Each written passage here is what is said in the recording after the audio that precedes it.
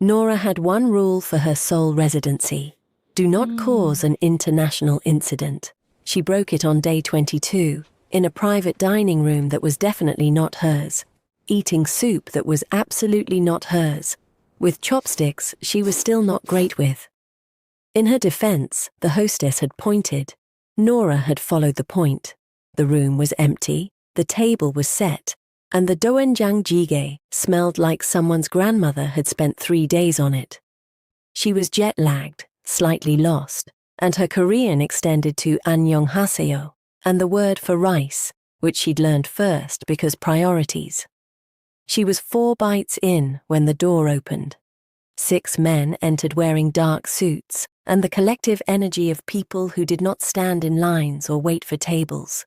They moved like punctuation around the man at the center, tall, controlled, with the kind of posture that suggested he'd never once slouched in his life. Sharp jaw, sharper eyes. The face of someone who made decisions that other people spent weeks dreading. He stopped when he saw her. Nora looked up. Chopsticks mid-air. Brain cycling rapidly through. Oh no. This is not the right room. This is very much not the right room. That is a lot of suits. That man looks like he's never been surprised in his life, and I have just surprised him and... I'm so sorry, she said, in English, because her Korean had evacuated. The hostess pointed. I followed the point. This is clearly your table. I can absolutely leave.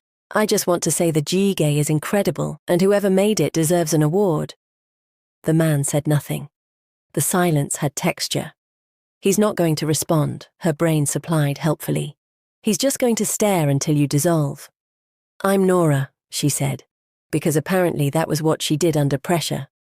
Gibson, Nora Gibson, from Atlanta.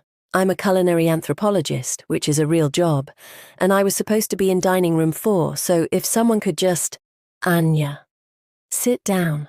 It wasn't loud. It wasn't aggressive.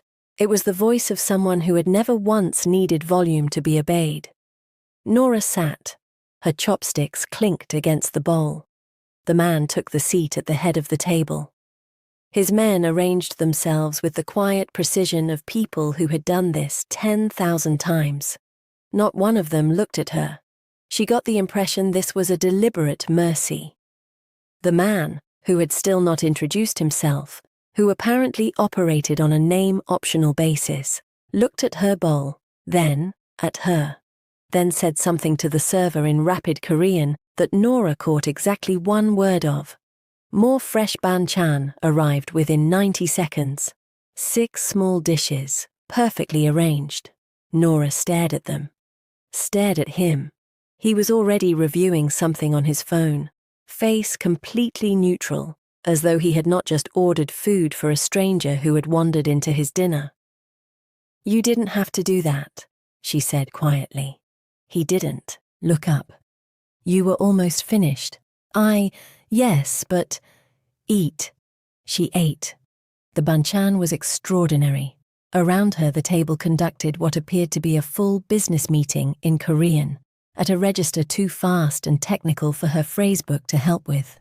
Nora focused on the food, on keeping her elbows off the table, on not staring at the man at the head of it who had, without explanation, decided she could stay, which was either the kindest thing a stranger had ever done for her, or the setup for something she didn't have the vocabulary for yet.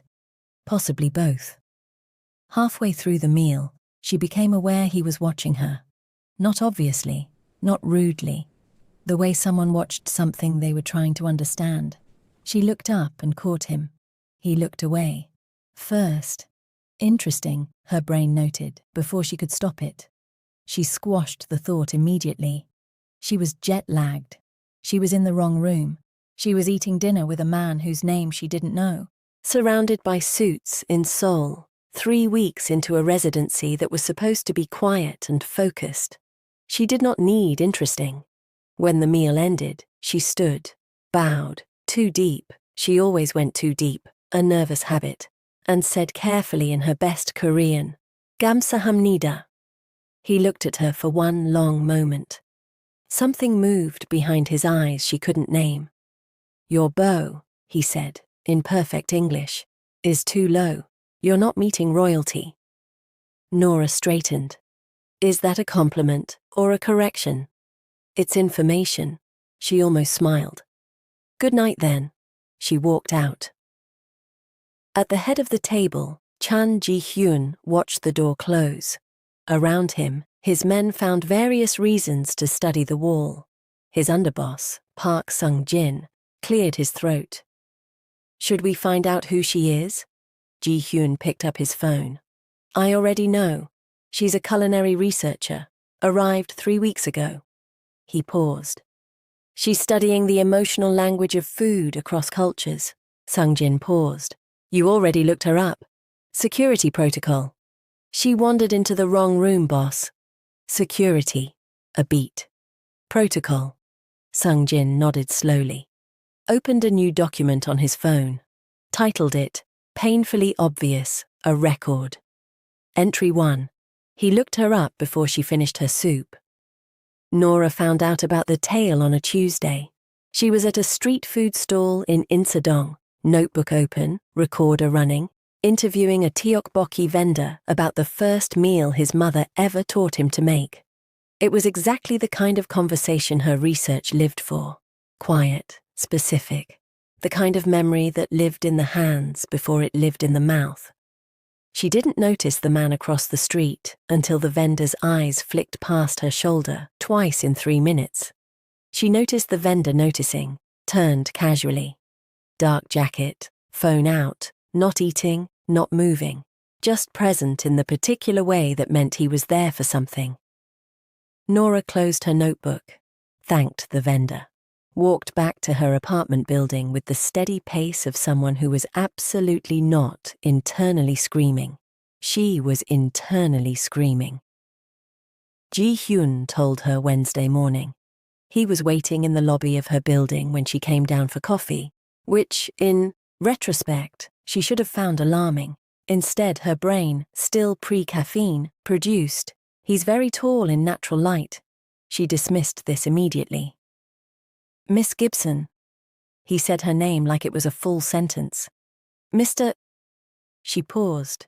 She still didn't know his name. You.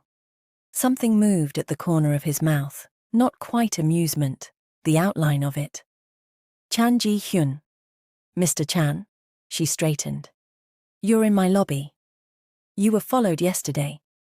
The words landed flat and certain, the way he seemed to deliver all information, without softening, without preamble, as though the truth was simply a thing that existed and she should have it. Nora processed this. The man in the dark jacket. My team intercepted before it became a problem. A rival faction identified you as someone connected to me. He paused. 2 public sightings was enough. We had dinner once, in a room I walked into by mistake. In my world, he said, once is a pattern. She stared at him. He stared back. Outside, Seoul moved through its morning with complete indifference to the fact that Nora's research residency had just taken a turn she had not budgeted for. What does intercepted mean exactly? She asked. It means the problem is managed, for now. For now, she repeated. Your safety requires a more permanent solution. He said it the way someone announced a schedule change. Practical, already decided. My grandmother has a proposal. Madame Chan was 73 years old, 4'11", and the single most terrifying person Nora had ever eaten breakfast with. She poured tea with the grace of someone who had hosted heads of state and found them mildly adequate. She smiled at Nora with the warmth of a woman who had already made her decision and was simply being polite about the announcement. Nora smiled back with the energy of someone who had absolutely no idea what was coming, but could feel it approaching like weather. The proposal was clean, a temporary engagement, 6 months, public appearances, family events, enough visibility to signal that Nora was untouchable. Ji-hyun explained it without inflection, the way he explained everything, as though emotion was a language he'd chosen not to speak. The rival faction had already photographed them together at the restaurant. A sudden security detail around an unknown foreign woman would raise questions, invite speculation, create new problems. But an engagement? An engagement explained her presence completely. It made her visible in exactly the right way, close enough to him that touching her meant touching the Chanson organization. A merger clause with an allied family conveniently required proof of personal stability. The timing, Madame Chan added, was fortuitous. Her eyes said, "I created the timing." Nora held her teacup with both hands, the way Ji-hye had taught her, and thought very carefully. "This is insane," her brain began. "This man runs something that required 6 suits at dinner and a tail on a Tuesday. This is not a situation a sensible person walks into. However, someone followed you home and you didn't even notice. And this woman is offering you a security detail and compensation that would cover your research for 2 years. And the tea is exceptional. Focus, Nora." She looked at Ji-hyun, who was sitting across from her with the stillness of someone who had already calculated every possible outcome and was waiting for her to catch up. 6 months, she said. 6 months, Madame Chan confirmed. "And after that?" "The situation will be resolved. You return to your life." Nora set down her teacup. "I have conditions." Ji-hyun's eyes sharpened slightly. Madame Chan's smile deepened. "My research continues uninterrupted," Nora said. "I keep my own schedule. I'm not a prop. If we're doing this, I'm a person in it." She paused. "And someone teaches me enough Korean to stop embarrassing myself at meals." Silence. Then Madame Chan laughed, full and genuine, the laugh of a woman who had been waiting to meet someone worth laughing with. Ji-hyun looked at Nora for a long moment. Something in his expression shifted. So brief she almost missed it. Something that looked, faintly, like, "Oh." "Agreed," he said. Nora nodded, picked up her tea, tried not to think about the fact that she had just agreed to be fake engaged to a man whose voice made her sit down without deciding to. 6 months, she told herself firmly. Research, compensation, out. Across the table, Ji-hyun's eyes dropped briefly to her hands wrapped around the teacup, then back to his own. Park Sung-jin, standing quietly by the door, opened his phone. Entry 2. He agreed to her conditions before she finished listing them. "Hi besties, welcome to Afro-Korean series channel. Thanks for being here, stick around, there's more to come. Oh, and do tell us where you're watching us from." The first public appearance was a charity dinner in Gangnam, black tie, the kind of event where the flower arrangements cost more than Nora's monthly rent in Atlanta. Ji-hyun's team sent a dress. Deep emerald, elegant, exactly her size. No note, no explanation, just the dress, a pair of shoes, and a card with the pickup time printed in clean type. Nora held it up in her apartment and said, to no one, "Okay then." He was waiting in the lobby at 7 exactly. Dark suit, white shirt, no tie, the kind of effortless formality that suggested he'd been born already dressed. He looked at her once, top to bottom, the way someone checked a detail rather than admired it. Then he said, "You look appropriate." Nora stared at him. "Appropriate? For the event?" Wow, thank you. You also look." She gestured at him broadly. "Appropriate." Something moved at his jaw. "We should go." "We should absolutely go," she agreed. In the car, his aide, a quietly efficient woman, named Ms. Yoon, handed Nora a briefing card, names to know, topics to avoid, the correct honorifics for 3 specific guests. Nora read it twice, committed what she could, and whispered to Ji-hyun, "What happens if I get the honorifics wrong?" "Nothing catastrophic," he said, eyes forward. "That's not as reassuring as you think it is. You'll be fine." "You don't know that." "I do," he said, simply. Finally. She looked at him. He was still facing forward, jaw set, every inch the man his reputation described. But the certainty in those two words was not performative. It was just true. He meant it. Don't, her brain said immediately. Do not find that sweet. It's not sweet. It's a man stating a fact. Move on. She moved on, mostly. The dinner was beautiful and terrifying in equal measure. Nora smiled until her face hurt, navigated introductions with careful honorifics, and only called one senior executive ajosi, uncle, essentially, instead of his correct title. Ji-hyun, standing half a step behind her, said smoothly in Korean that she was charmingly informal, and the man laughed instead of being offended. She whispered afterward, "What did you just say?" "That your warmth was refreshing." Was that true or damage control? A pause.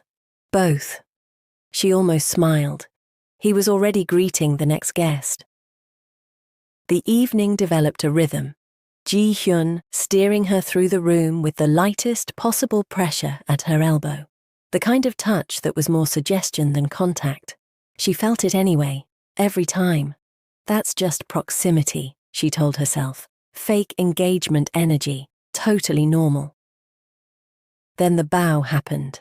A senior board member arrived, elderly, formally dressed, the kind of presence that made the people around him stand slightly straighter.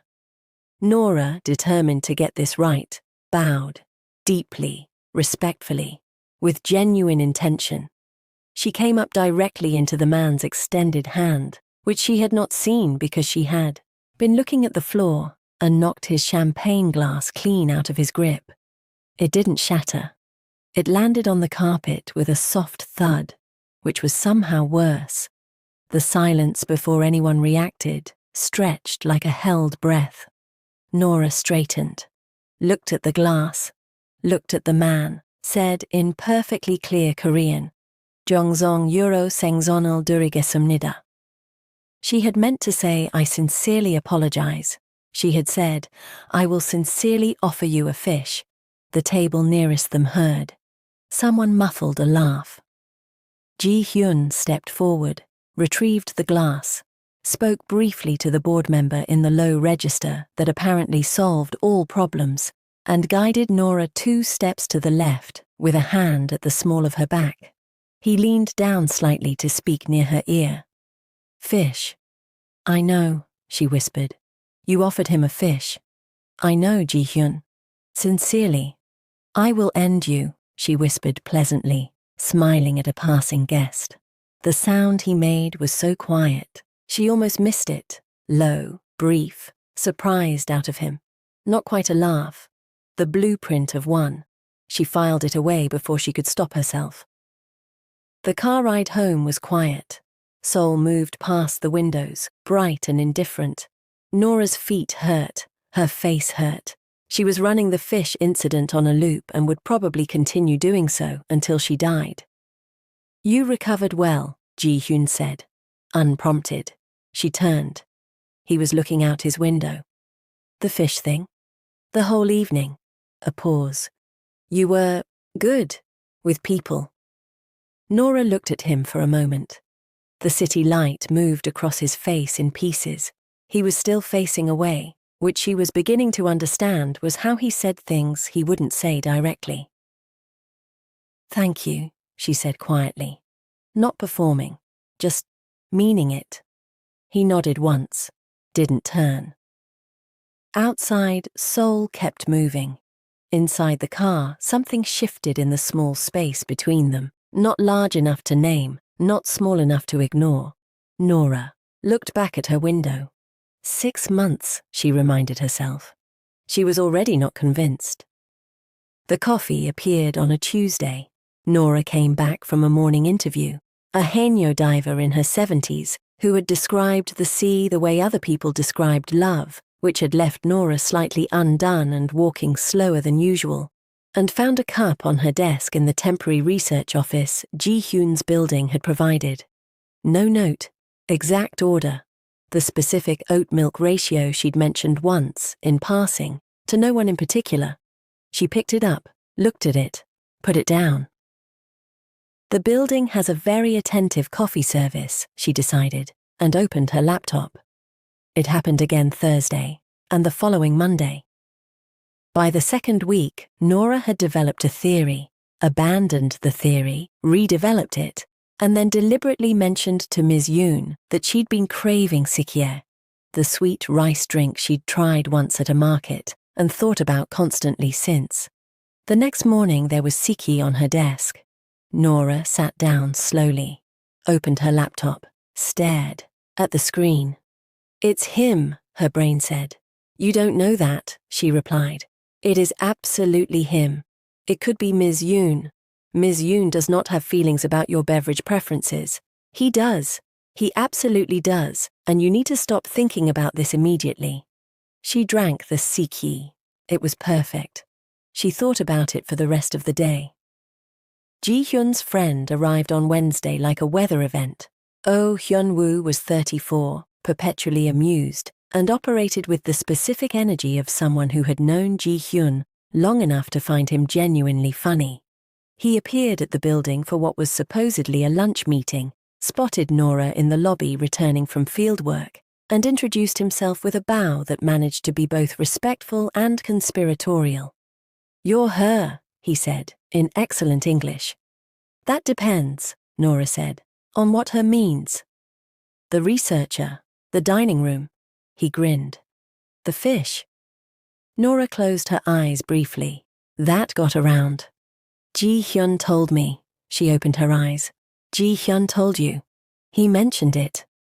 Hyun-woo's expression was perfectly innocent in the way that meant the opposite. Twice. Before Nora could process this, Ji-hyun appeared from the elevator with the timing of someone who had been informed of this conversation and had come to end it. He looked at Hyun-woo with the flat expression of a man regretting a friendship. "You're early," he said. "I'm exactly on time," Hyun-woo said cheerfully. "I was just meeting Nora." "I see that. She's funny."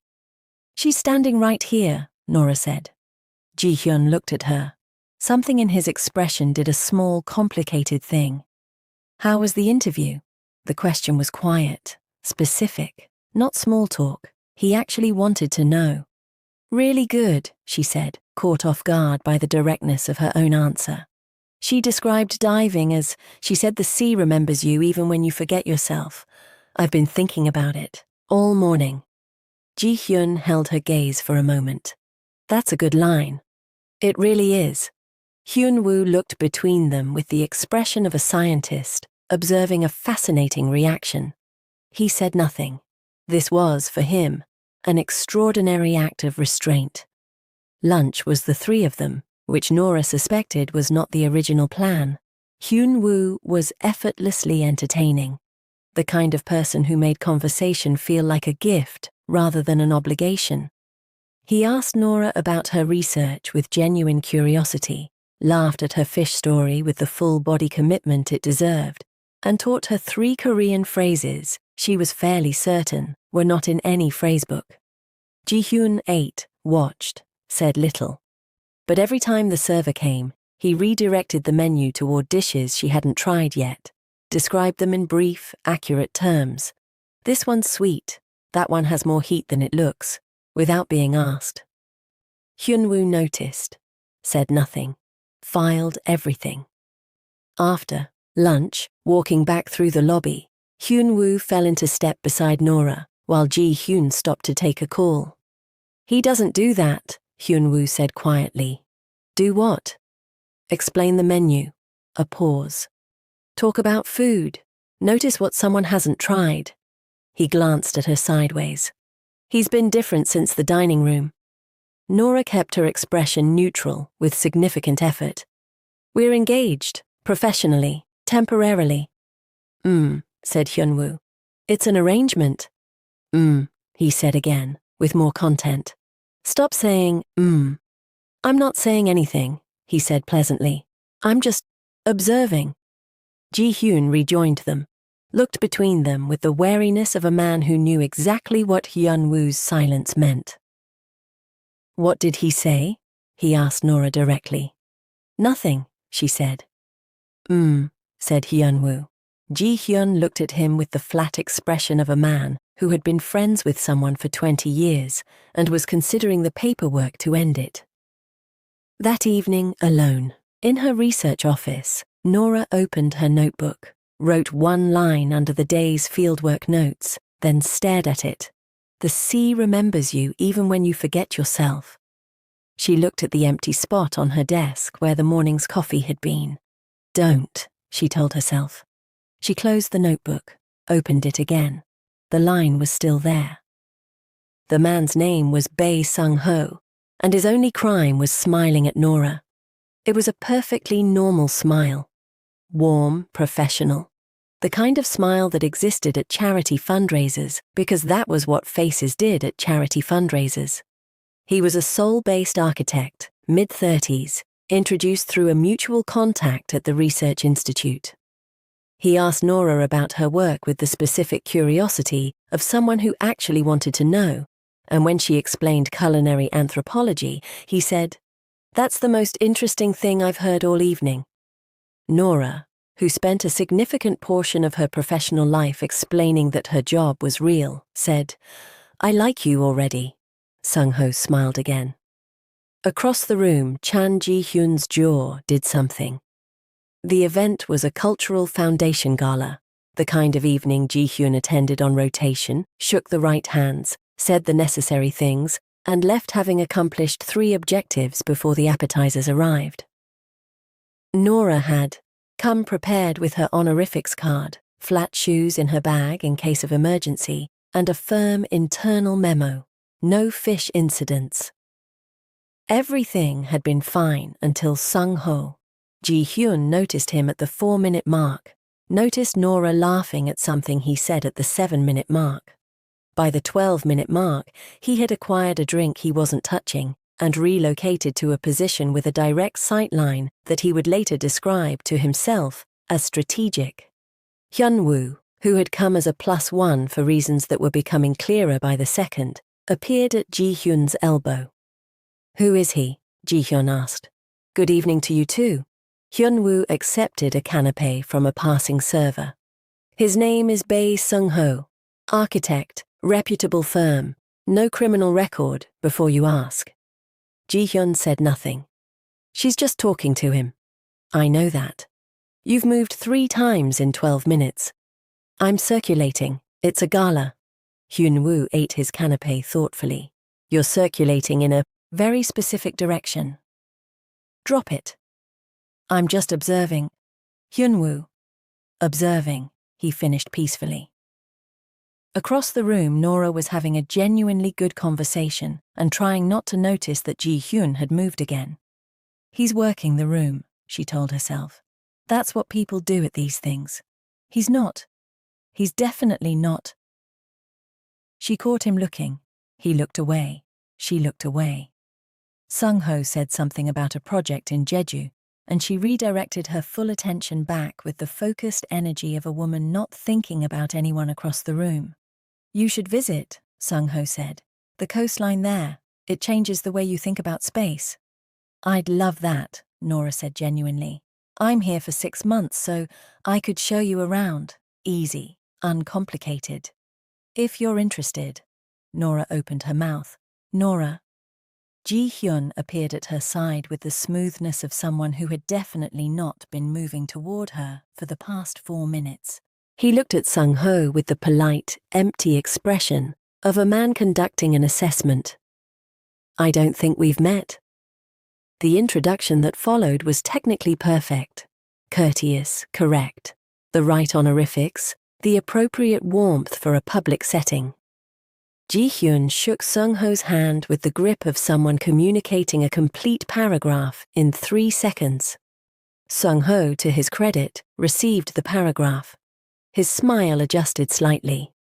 "Your fiancé is fascinating," he said pleasantly. "Yes," Ji-hyun said, "just that." With the weight of a man who had thought about this specific word recently and meant it in ways he hadn't fully examined.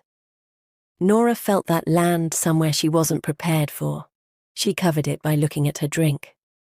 In the car afterward, the silence had a different texture than usual. Nora let it sit for 30 seconds. Then, "You didn't have to do that." Do what? Appear, like that. We're engaged. Publicly. His voice was even. It would look strange if I ignored you. You weren't ignoring me. You were across the room ignoring me, which is different. A pause. He was going to ask for your number, Ji-hyun said. You don't know that. He was. Flat. Certain. I know that look. Nora turned to study his profile. The city moved past his window in pieces. Light, dark, light. His jaw was set. His eyes were forward. He was doing the thing where he said more by saying less. Ji-hyun, she said carefully. Was that? It was appropriate, he said, given the arrangement. Right, she faced forward. The arrangement. Yes. The car was quiet. The arrangement, Nora repeated to herself. The word sat in her chest with more weight than it should have for something temporary and professional, and 6 months long. She looked at her hands in her lap, thought about Sung-ho's uncomplicated smile and how easy it had been to stand next to him, thought about why easy suddenly felt like the wrong word. Beside her, Ji-hyun looked out his window. His reflection looked back at him from the dark glass, composed, controlled, giving nothing away, except his hands. One rested on his knee. The other, she didn't see, had been still since the moment he'd appeared at her side, and she'd looked up at him with those eyes. He'd stopped counting the minutes after that. Park Sung-jin's document updated itself in his imagination. Entry 5. He memorized the architect's name before the introduction ended. The Korean lessons were Ji-hyun's idea. He arrived at her research office on a Thursday evening with a small whiteboard, 2 markers, and the energy of a man who had prepared for this the way he prepared for everything. Thoroughly, without being asked, and slightly more than the situation required. Nora looked at the whiteboard, looked at him. You're teaching me yourself. Ms. Yoon is unavailable. Is she? She has other responsibilities. Ji-hyun. Nora leaned back in her chair. You run an organization that employs hundreds of people. You could have sent literally anyone. He uncapped a marker. Do you want to learn or not? She wanted to learn. She pulled her chair closer. He was, predictably, an excellent teacher. Methodical, patient in the specific way that competent people were patient. Not indulgent, just precise. He wrote phrases in clean Hangul, broke down pronunciation without condescension, corrected her without making her feel corrected. The first lesson covered greetings, basic honorifics, and how to apologize without accidentally offering marine life. Nora practiced until the sounds felt less foreign in her mouth. Ji-hyun listened with the focused attention he gave everything, and when she got a pronunciation right, genuinely right, the tone landing where it should, he said, again? Not good or better, just, again. Like the standard existed and she'd met it, and now they moved forward. She found this, against all reason, motivating. Okay, she said after the 3rd correct attempt. Teach me something useful, something I'd actually say. He considered. Wrote, Yal myogesumnida. Yal myogesiumnida, she repeated carefully. What does it mean? It's what you say before eating. Literally, I will eat well. It's gratitude, acknowledgement that food is a gift. Nora went quiet for a moment. As a culinary anthropologist, that single phrase landed somewhere professional and personal, simultaneously. That's beautiful. He looked at her. Most people just say it automatically. But the meaning is still there, she said, even if they don't think about it. That's the thing about food language. It carries memory even when the speaker forgets. She paused, heard herself.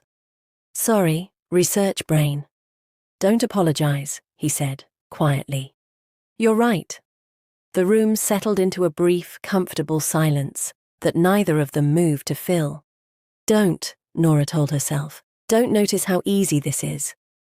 She noticed anyway. The second phrase he taught her was Gwainkan hayo. It's okay, I'm fine. with the note that Koreans used it constantly and she should recognize it even if she didn't believe it. Why wouldn't I believe it? She asked. Because Koreans say it when things are not okay. A pause. It's not dishonesty, it's, he searched briefly for the word. Protection of the other person. Nora looked at him. Do you do that? He recapped his marker. Teach me something, he said instead of answering. In English, something you actually say. The deflection was so clean she almost let it go. Almost. She thought for a moment, then said, We say I'm good the same way. Someone asks how you are. You say I'm good whether you are or not. She paused. It's the same thing actually. Protection. He looked at her with an expression she was getting better at reading, the one where something landed and he was deciding whether to let it show. He let it show, just slightly. Yes, he said. It is. The almost moment arrived without warning, the way they always did. She'd mispronounced 안녕히가세요, the formal goodbye, and he'd leaned across the desk to point to the syllable on the whiteboard, and the angle brought him close enough that she could see the slight tiredness around his eyes she'd never noticed before, and he turned to correct her and found her already looking at him and his phone rang. He answered it in 2 seconds, stood, moved to the window. The conversation was brief, professional, his back to her. Nora looked at the whiteboard. 잘 먹겠습니다. I will eat well. Food is a gift. Her heart was doing something she was going to need to have a serious conversation with it about. Ji-hyun finished his call, turned back. Whatever had almost happened had been efficiently filed somewhere neither of them would reference directly. Same time next week, he said. Same time next week, she agreed. He picked up the whiteboard, paused at the door. Your pronunciation improved significantly. Was that a compliment? It was information, he said. The same words from the first night, the same careful face. But this time, the corner of his mouth moved. Just slightly. Just enough. The door closed. Nora sat in the quiet of her research office and pressed both hands flat on the desk. 6 months, she told herself. The words had significantly less conviction than they used to. The security situation happened on a Friday. Nora didn't know the details. Ji-hyun's world had a language she was still learning, and this particular dialect involved closed doors, clipped phone calls, and the specific stillness of his team moving through the building with doubled purpose. Ms. Yoon told her calmly that everything was managed. Nora nodded, went back to her research notes, and spent 4 hours reading the same paragraph. By midnight, the building had quieted. She knew because she'd been listening. She found him in his kitchen. He was standing at the counter in a dark shirt, no jacket, no armor. Just a man at midnight with a glass of water he hadn't touched, and the particular stillness of someone carrying something heavy and standing very still, so it didn't shift. He looked up when she entered. Didn't tell her to go back to bed. She took that as permission. She didn't ask what happened. She'd learned enough about him in 8 weeks to know that questions, right now, would close doors rather than open them. Instead, she opened his refrigerator with the familiarity of someone who had spent enough time in this kitchen to know where things lived, and started making rice. Simple. Plain. The way Madame Chan made it. She'd watched twice, paid attention the way she paid attention to everything food-related. Filed it under care language, Korean, domestic. Ji-hyun watched her without speaking. The rice cooker clicked on. She found the small earthenware pot she'd seen him use once, rinsed it, set it aside. Moved through his kitchen with quiet purpose. You don't have to, he said. I know, she said. She said it the same way he said things. Simple, final, not requiring agreement. He was quiet for a moment, then sat down at the counter. While the rice cooked, she made Gyeran Marie, the rolled egg dish she'd learned from a vendor in Mapo, the one she'd practiced 3 times in her own apartment, because the folding technique was harder than it looked. She concentrated on the pan. He watched her hands. "You practiced that," he said. "Twice," she said. Then, 4 times. The kitchen held the specific warmth of late night and something cooking. Outside, Seoul was dark and indifferent. In here, it was just the two of them, and the sound of the pan and the rice cooker's soft hum. She set the bowl in front of him, sat across the counter, didn't say anything. He looked at the bowl, at her. Something moved through his expression, too many things at once, passing too quickly to name individually. He picked up the chopsticks. "Jal meok gesiumnida," she thought but didn't say. "I will eat well, food is a gift." He ate. She sat with him. The quiet between them had changed quality. It wasn't the careful quiet of two people managing distance. It was the quiet of two people who had stopped needing to. It was Ji-hyun who spoke first.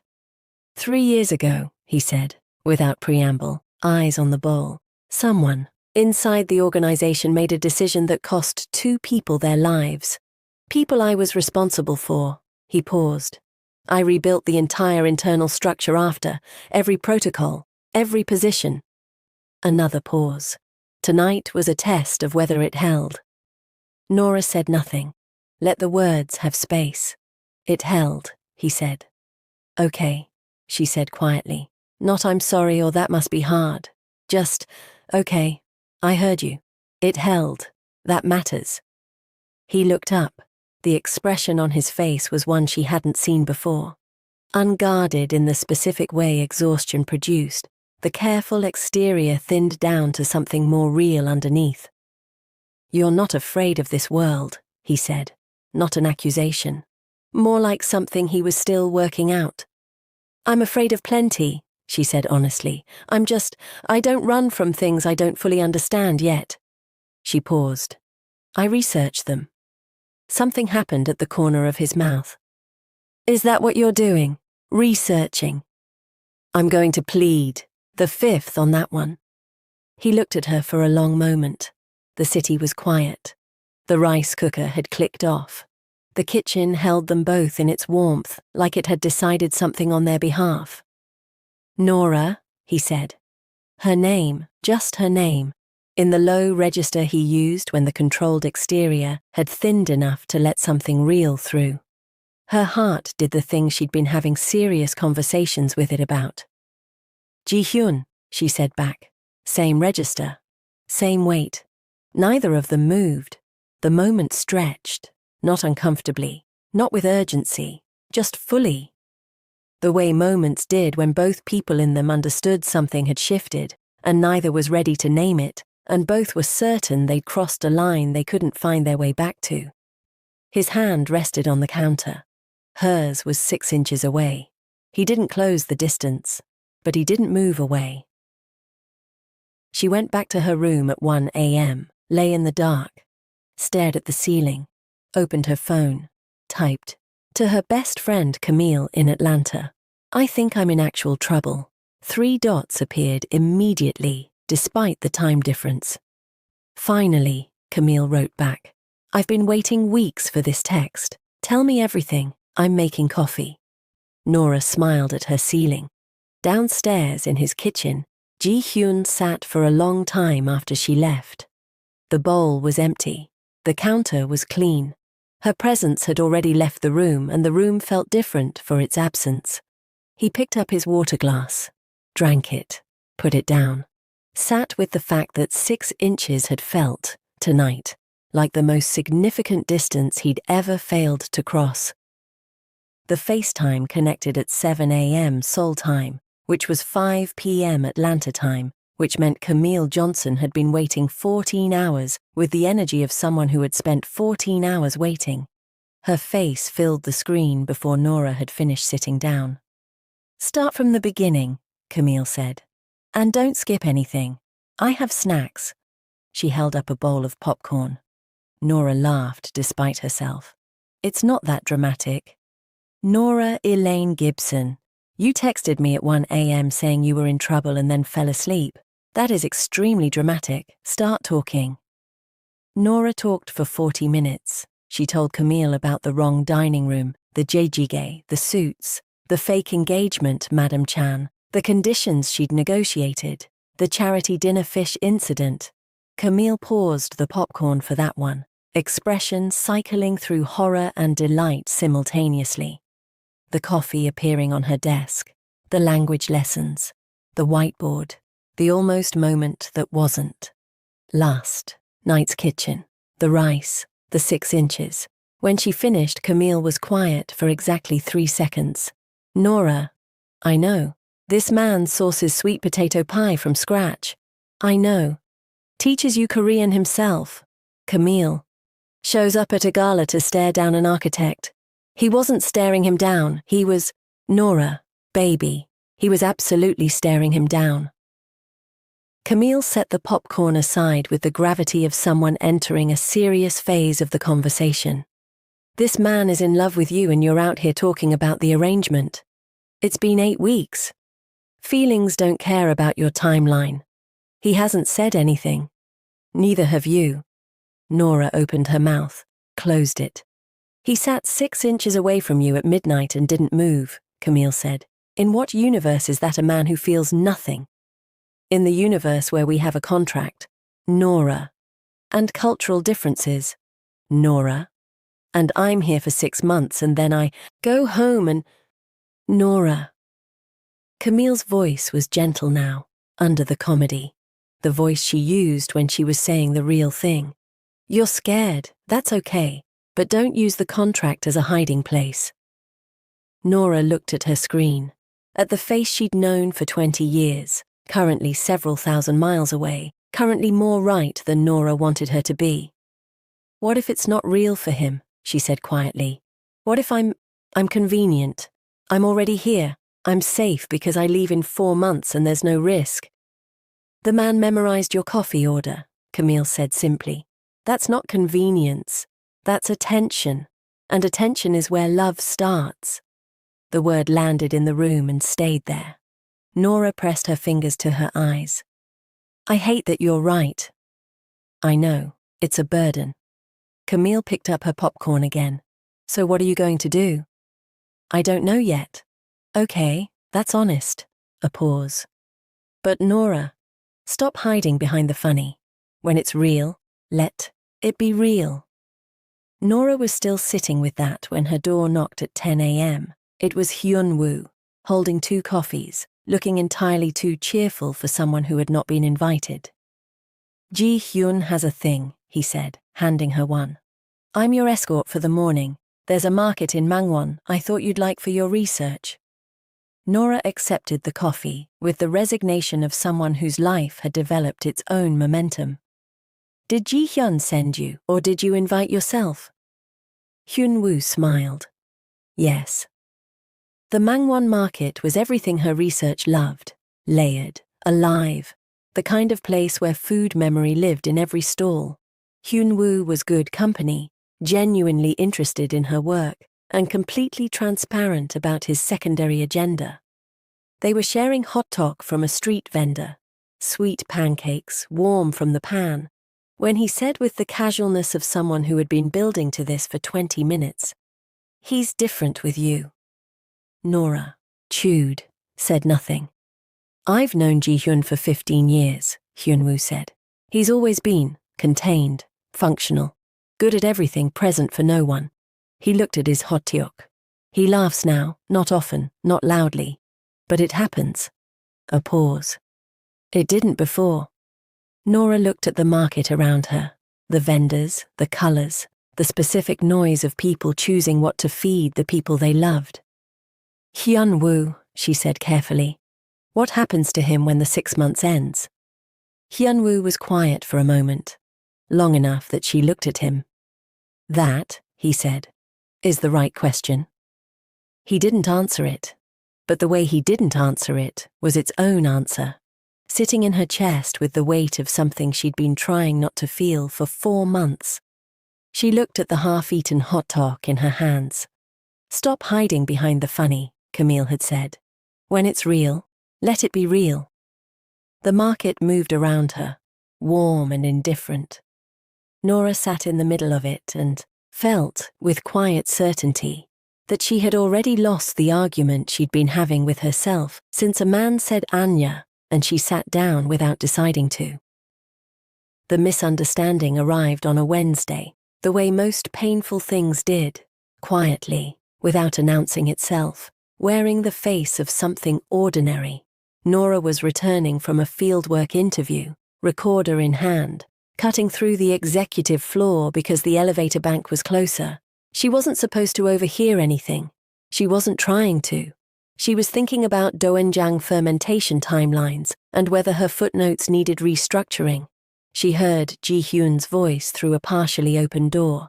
She would have kept walking, except she heard her name. Nora leaves in 4 months. His voice was even, controlled, the voice he used for facts. The arrangement ends. Everything returns to normal. A pause. Another voice. Older, male, someone she didn't recognize. And the allied family's concerns? Handled, Ji-hyun said. The engagement served its purpose. After she goes, we proceed as planned. Nora stood in the corridor. The recorder was still running, in her hand. She looked at it, turned it off, walked to the elevator, pressed the button, stood very still while she waited. The arrangement ends. Everything returns to normal. It served its purpose. After she goes, the elevator arrived. She got in, the doors closed. She didn't go to dinner that evening. She texted Ms. Yoon that she had a research deadline, which was partially true. She did have a deadline. She simply couldn't have sat across a table from him tonight without her face saying things she wasn't ready for her face to say. She worked until midnight. Ate ramyeon alone. Told herself this was fine. It was not fine. You knew, she told herself, sitting on her floor with an empty cup and her research notes spread around her like evidence. You knew what this was from day one. Contract, arrangement, 6 months. You knew.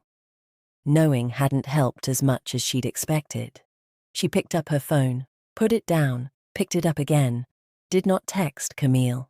Because Camille would say something true, and she wasn't ready for true tonight. She wanted to be quietly wrong in peace for at least 24 hours. Ji-hyun noticed at dinner. The empty chair was louder than it should have been.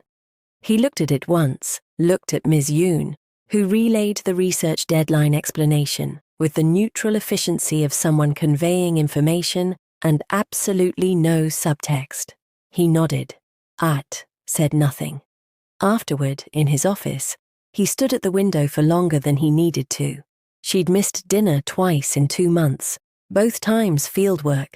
Both times she'd texted him directly, running late, don't wait, with the casual ease of someone who had stopped treating him like a formal arrangement and started treating him like a person in her life. Tonight, she'd texted Ms. Yoon. He turned from the window, sat at his desk, opened work he didn't read. The distance that followed was quiet and specific.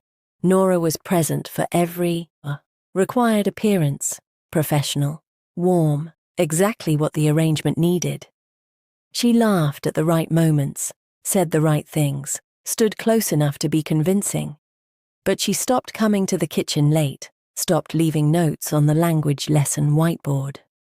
The easy conversation that had developed between them, the specific frequency they'd found without planning to, went carefully quiet. Ji-hyun noticed every absence, the way you noticed a sound that had stopped. By Friday, Hyun-woo was watching him with the expression of a doctor reviewing results. What happened? Hyun-woo asked. Over lunch, Ji-hyun wasn't eating. Nothing happened. She's different. She's the same. Ji-hyun. Hyun-woo set down his chopsticks. I've known you 15 years. You've been staring at that wall for 20 minutes, and you ordered bulgogi, which you don't even like. A pause.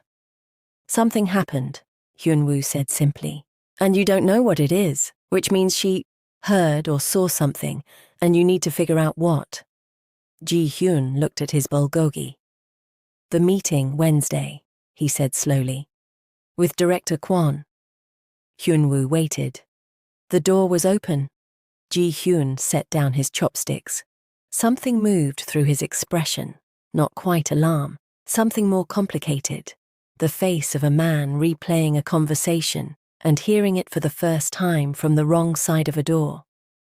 I was explaining the original arrangement, the timeline, what the engagement was designed to accomplish.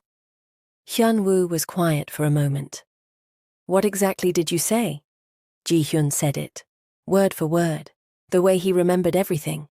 Hyunwoo closed his eyes briefly. Ji-hyun. I know.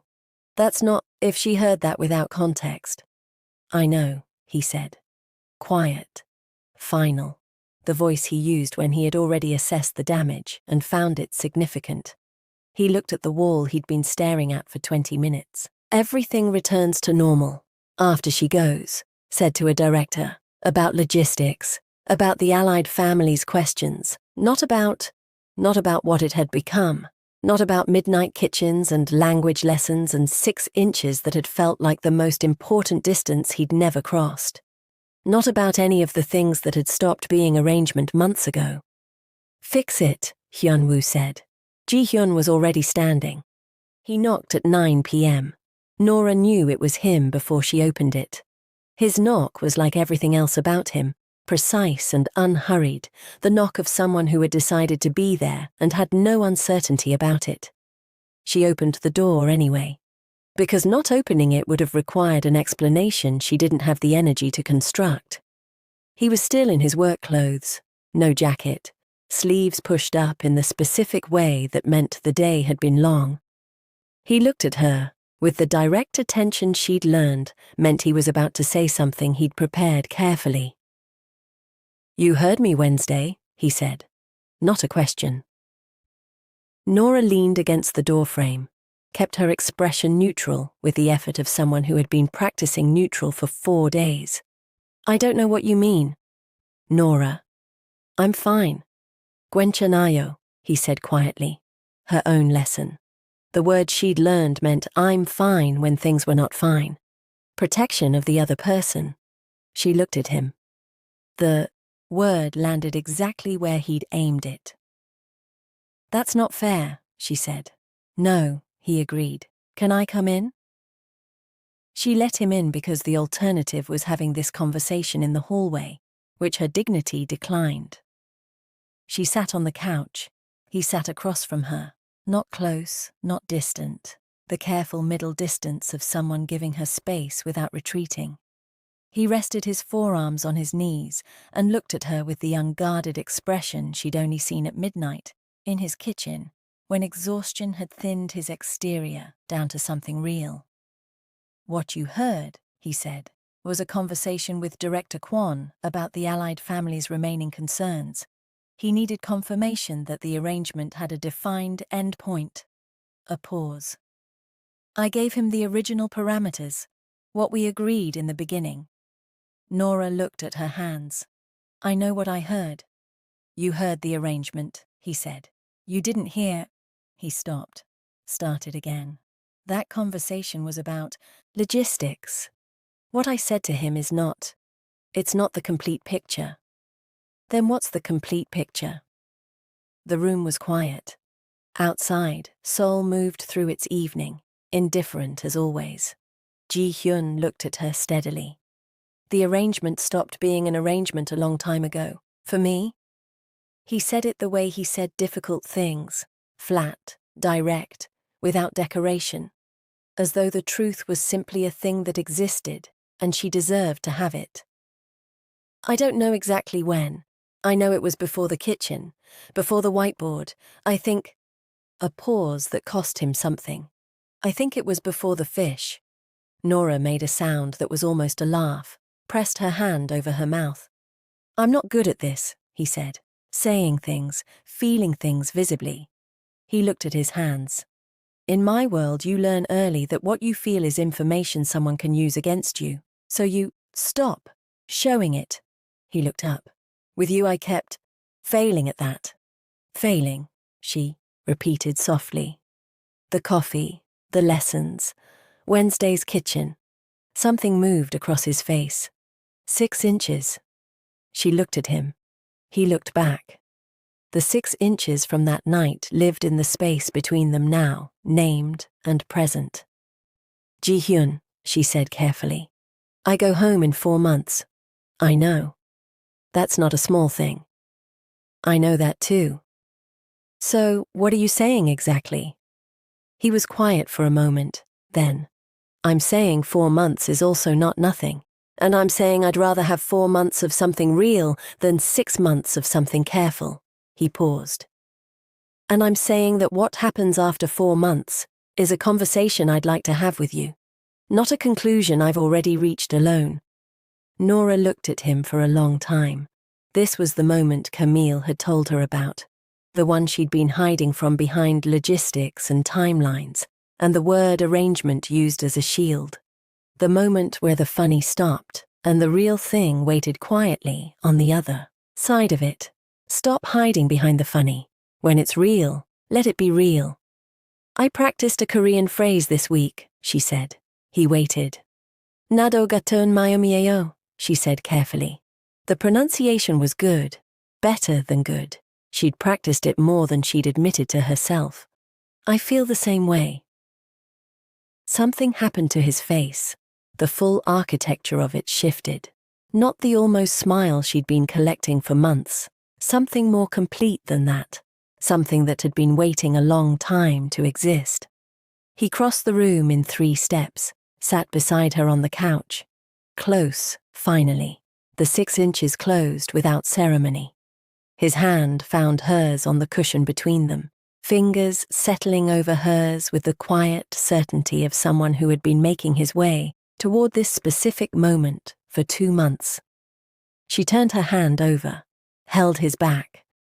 They sat like that for a long moment, not rushing toward anything, just arriving somewhere together. The city outside doing what cities did and neither of them paying it any attention. Your pronunciation, he said finally, was very good. I practiced 6 times, she said. I know. The corner of his mouth. I counted. She laughed. He didn't try to contain his smile this time. It was, she thought, absolutely worth the wait. 3 weeks after the couch, things were different. Not loudly, not in the way K-dramas sometimes announce their turning points with swelling music and slow motion. Quietly different, the kind of different that lived in small things, which Nora was learning was how Ji-hyun did everything that mattered. He walked her to the building entrance in the mornings now, not every morning, just the ones where his schedule allowed, which turned out to be most of them. He didn't announce it or explain it. He was simply there, coffee in hand, when she came down. She stopped pretending to be surprised. The language lessons continued, but differently now. Less whiteboard, more conversation. He'd speak Korean, she'd respond in the mix of Korean and English she'd developed, and somewhere in the middle they'd find the meaning. He was patient with her stumbling. She was patient with his silences. They'd both stopped needing to fill every quiet. Hyun-woo observed all of this with the satisfaction of a man whose document had reached its natural conclusion. He'd stopped updating it. He didn't need to anymore. The trouble arrived in the form of Madame Chan's Sunday dinner. Not the dinner itself, the guest list. Ji-hyun's mother, Mrs. Chan Yeon-soo, had been abroad for the first 2 months of the arrangement.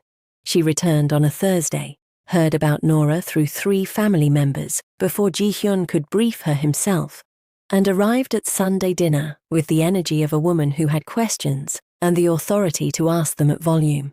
She was elegant, sharp, and looked at Nora across the table with the focused assessment of someone deciding whether a person was worthy of something precious.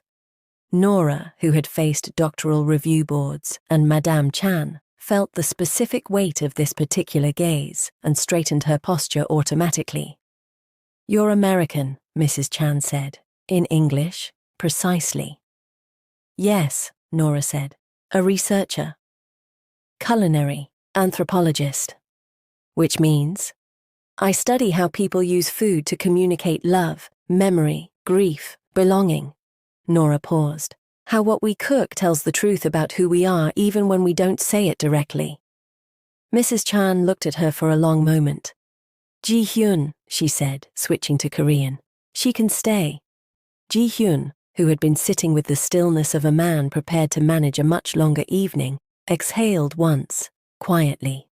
Madam Chan caught it, said nothing, smiled at her japchae. After dinner, Nora found the garden, a small, carefully kept space behind the main house she hadn't known existed. She stood in it, breathing the night air, processing the evening, doing the internal recalibration that family dinners with Ji-hyun's world always required. She heard him behind her before she saw him. "Your mother is terrifying," she said, without turning. "Yes." He came to stand beside her, close, the easy closeness they'd found since the couch. "She approved of you, I gathered. What did she say exactly?" "That your work was meaningful." A pause. "That you have good posture." Nora laughed quietly. "High praise." "From her?" "Yes." The garden was small and still. The city hummed distantly beyond the walls. Above them, Seoul's sky did its best impression of stars through the light pollution. "Ji-hyun," she said, "the arrangement ends in 3 weeks." "I know. My visa is research-based. When the residency concludes..." She stopped, started again. "I've been thinking about what comes next, practically." "So have I," he said. She looked at him. He was looking at the sky, the way he said things while looking somewhere else, the habit she'd learned to read. "I spoke to the institute," he said. "There's a 2-year research fellowship, Afro-Korean cultural exchange focus. The funding it came together recently." He paused. "Very recently." Nora stared at him. Ji-hyun.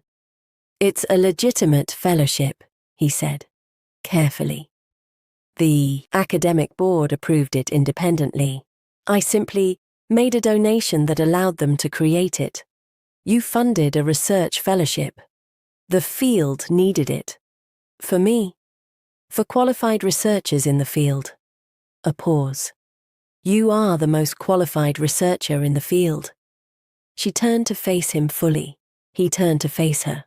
The garden held them both in its quiet. "That's..." She searched for words. "That's the most elaborate thing anyone has ever done for me." "It's practical," he said. But his eyes said something else entirely.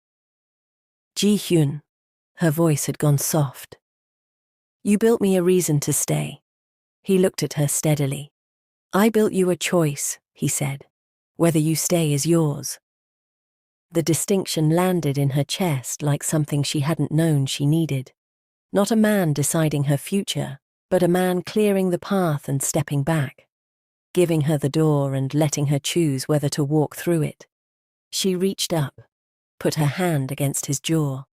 The first time she'd touched his face, deliberate and certain. He went completely still, the way he did when something mattered more than he knew how to process. "You impossible man," she said quietly. "You wonderful, impossible man." His hand came up to cover hers against his face, held it there. "Is that a yes?" he asked. Low, careful. "That's a yes," she said. He exhaled, slow, complete, the breath of someone who had been holding something carefully for a very long time and had finally been told he could put it down. His forehead dropped to hers. They stood like that in the small garden, foreheads together, her hand against his face and his hand over hers, the city beyond the walls entirely irrelevant. Inside, through the window, Madam Chan watched with the satisfied expression of a woman who had engineered the timing and had absolutely no regrets. Mrs. Chan Yon-soo stood beside her. "You planned this from the beginning." "I recognized an opportunity," Madam Chan said, serenely. "There's a difference." Mrs. Chan looked at her mother-in-law. "There really isn't." Madame Chan smiled, picked up her tea. The closing dinner was Madame Chan's production from start to finish. Private room, traditional setting, Low lacquered table with floor cushions, the kind of deliberate beauty that announced this meal was not incidental. The allied family's representatives were present, a formality, the final confirmation that the merger was complete and the arrangement had fulfilled its purpose. Ji-hyun's core people, Mrs. Chan, Hyun-woo, who had arrived early and was sitting with the specific stillness of someone who knew something was coming and was rationing his composure carefully. Nora sat beside Ji-hyun in a deep burgundy hanbok Madame Chan had commissioned without asking, which Nora had learned was how Madame Chan expressed love, through accomplished facts rather than requests. She wore it with the ease of someone who had spent 5 months learning that some gifts were best received without argument. The dinner was extraordinary. Course after course, each one a conversation. Japchae, galbi, hemul pajan. The nurungji arriving last, crispy and warm, its specific smell now woven into what Seoul meant to her. Nora looked at it and felt the particular fullness of a person who had arrived somewhere and recognized it. Ji-hyun had been quiet through most of the meal, in the specific way she now knew, meant something was building beneath the surface. He was present, attentive, correct, the composed public version of himself, but his eyes came back to her with a frequency she'd stopped pretending not to notice. She noticed. She also noticed, at the edge of the meal's final course, him reach into his jacket once, then stop, then look at the nurungji, then back at her. He's nervous, she realized. The understanding arrived with a warmth that settled somewhere permanent in her chest. Chan Ji-hyun, who ran an organization that made prosecutors nervous, who had never once needed volume to be obeyed, who had faced down rival factions and allied families and one very determined grandmother, was nervous. Because of her, she reached under the table and found his hand, squeezed once. He looked at her. She gave him the small nod that had developed between them over 5 months, the one that meant, "I'm here. Go ahead." He exhaled. He spoke in Korean, low, careful, the formal register that meant something permanent. The phrasing his grandmother had taught him, the words that carried the weight of intention rather than arrangement. 나와 평생을 함께 해주겠어요? Will you stay with me for a lifetime? Nora heard 평생. She knew that word now, had learned it in week 3, lifetime, forever, always. And she heard something that sounded like Bab adjacent, and she saw his serious face and her brain, warm from the meal and the nurungji, and 5 months of falling, assembled the following, completely incorrectly. He's asking if I want the rice for the rest of the evening. She looked at the nurungji, looked at him, looked back at the nurungji with the genuine enthusiasm of someone who had been thinking about this specific dish since it arrived. Yes, she said warmly, absolutely. I've been waiting for this since it came out. The table went silent. The specific, complete silence of 12 people holding one collective breath. Nora registered the silence, looked around, looked at Hyun-woo, whose face had achieved an extraordinary combination of delight and physical pain, looked at Madame Chan, whose eyes were already bright, looked at Mrs. Chan, who had covered her mouth with one elegant hand, looked at Ji-hyun, who had reached into his jacket and placed a ring box on the lacquered table between them. Dark wood, simple, open. Inside, his grandmother's jade ring caught the light and held it. Nora stopped breathing. The nurungji sat untouched between them, perfectly crispy, entirely irrelevant. I was not, Ji-hyun said quietly, asking about the rice. The silence stretched. Then Nora laughed. The full kind, unguarded, complete. The laugh she'd given up containing around him somewhere around week 6, and never recovered. It filled the private room, and the room held it warmly, the way rooms did when something true happened inside them. She looked at him through the laugh, at the face she'd learned to read, at the eyes that said everything his voice held back, at the man who had funded her a fellowship and left coffee on her desk and taught her Korean himself and stood 6 inches away at midnight and called it nothing for weeks. "Chan Ji-hyun," she said, when she could speak. "How long have you been planning this?" 51 days, he said, without hesitation. She felt that number land. 51 days, counted, specific, the kind of precision that only existed when something mattered enough to track. "You're so—" She shook her head. "You're so much, you know that?"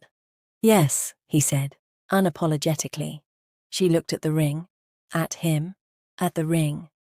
Then she picked up the jade ring herself, held it out to him, and said, in Korean, clearly, the best pronunciation she'd ever managed, "Giwo jwoyo, put it on for me." Something moved through his face, past the controlled exterior, past the careful restraint, into something open and certain and completely his. He took the ring, took her hand, slid it onto her finger with the steadiness of someone who had imagined this moment 51 times and found the reality better. "Yes," she said, in English, then in Korean, "ni." Then, and also, genuinely, sincerely, yes to the rice. The table exhaled as one. Hyun-woo made a sound he would later deny. Madame Chan wept with the composure of a woman who had engineered this exact outcome and felt entirely entitled to her tears. Mrs. Chan reached over and held her mother-in-law's hand. Park Sung-jin, standing quietly by the door where he always stood, opened his phone. Opened the document titled Painfully Obvious, a record, scrolled to the bottom. Below, entry after entry, the coffee, the whiteboard, the architect, the kitchen, the fellowship, the 51 days. Added the final line. Entry 12. She asked him to put the ring on. He forgot how to breathe for approximately 4 seconds. I counted. Closed the document.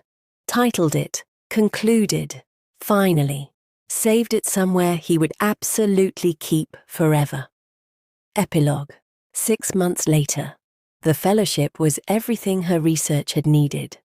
Nora's apartment in Seoul had accumulated over time the specific texture of a life being built. Her research notes layered over his architectural calm, her Atlanta photographs next to his sparse, deliberate art. Her collection of banchan recipes filed next to the Korean phrase cards he still occasionally left on the counter when she mispronounced something spectacular. They were finishing dinner on a Tuesday, doenjang, jjigae, her recipe now, learned from 3 different grandmothers across 5 months of fieldwork, when she said, without looking up from her bowl, "I called Camille today. How is she?" "Smug," Nora said. "Extremely smug. She said she knew from the first text." Ji-hyun considered this. She was right. Don't tell her that. She has enough material. He reached across the table, refilled her water glass before she asked.